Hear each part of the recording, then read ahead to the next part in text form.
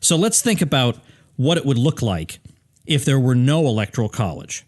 Now, the funny thing is, I just read in an article on Yahoo the other day that was critical of the Electoral College that the Electoral College, according to this article, is a perverse system that encourages politicians to focus most of their campaign efforts on just a few states. That's exactly the opposite of the truth. If we didn't have the Electoral College, they would focus even more attention on just a few states, where all the population is concentrated. Now, it's true that there isn't that much effort put into campaigning in a place like Idaho, partly because the Republicans already have it sewn up, partly because it's very sparsely populated and yet geographically very large, so it just doesn't make sense to deploy the resources there. But that would be true with or without an Electoral College. But when you're dealing with a lot of these medium-sized population states, there would be a significant difference. They would see far fewer resources put into campaigning there. Why? Because I could get all the votes I need in New York, Florida, and California. That would be it. I mean, seriously, I could win the whole election focusing on those three population centers. And don't even think of them as states. Think of them as population centers. But with the Electoral College, there are only so many electoral votes you can get in any one state. And once you've gotten that, once you've won the state, once you've won enough popular votes to win the state, that's all you can ever get from that state. So that's the system's way of saying, all right, already, we get that you're popular in California. Now you got to go do something else. You can't just get all your votes from California. So in a popular vote, pure popular vote system, there would be no ceiling on how many individual votes you could get in California to run up the result.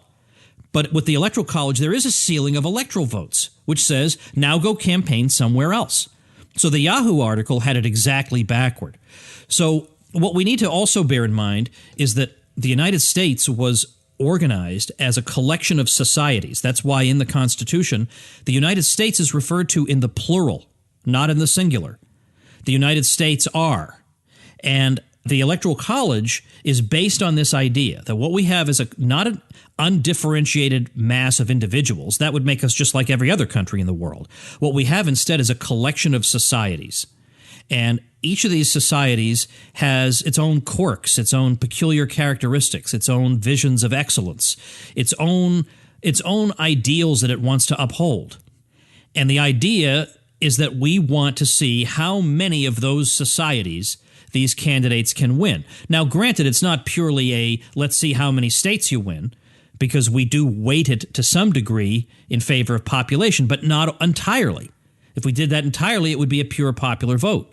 So there's an emphasis on how many societies are willing to say, yes, you would be a leader who would not undermine what we're trying to do in our little society here.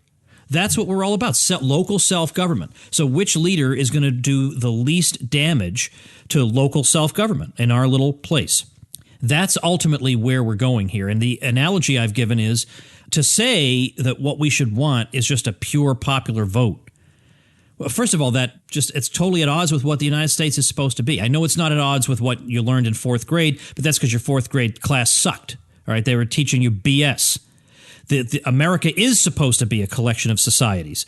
But it would be like saying, and I've given this example before, suppose the World Series is going on and it's the Mets versus the Red Sox, to pick two teams at random. And let's say the Mets win the first three games 2-1. Every single game they win 2-1 against the Red Sox. 2-1, 2-1, 2-1.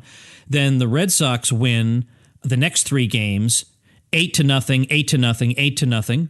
And then the Mets win the final game 3-1. The Mets win the World Series. And nobody would think it made any sense for the Red Sox to come back and say, now, wait a minute, though. If you add up the total number of runs across the whole series, we had more runs. We would just say you're just a sore loser. That has nothing to do with it. It's how many games did you win? And then Kevin Gutzman elaborated on this, and he said that my analogy was better than I realized. Because if we did run the World Series that way, where what matters is the number of runs you score over the course of the series, we would run our games differently. For instance, if the Red Sox are losing 11-0 in the eighth inning, they're not going to put their best relief pitcher in at the end because they figure that game is already lost. They want to save that guy's arm for the next game. But if what matters is not the number of games but the number of runs, they don't want any more runs, right? I mean, if they lost one game, big deal. But if that 11 runs could turn into 15 runs, and these runs are going to be used against them over the whole series, then maybe they would put their top guy in just to try to stop the hemorrhaging. Or, again, you could think of any type of sporting event where at the end of the game, they put their third string in, like the Boston Celtics when I was growing up in the 1980s. You knew the Celtics had the game sewn up when Greg Kite came off the bench. Greg Kite would be throwing free throws, and they'd be bricks. Free throws would be bricks. You knew they had it wrapped up. But if what mattered was over the course of the championship series, the grand total number of points, they wouldn't put Greg Kite in. They would just try to exhaust their other players the best they could. So the idea that Trump, for example, didn't win the popular vote and that's what matters, if that had been his goal, which it wasn't, his goal was to win according to the rules, the Electoral College. That had been his goal, he would have campaigned all differently. He might have campaigned in California because at least he could get some votes there and they would count to some degree. He would have done things all differently. And so therefore you can't be sure what the outcome would have been.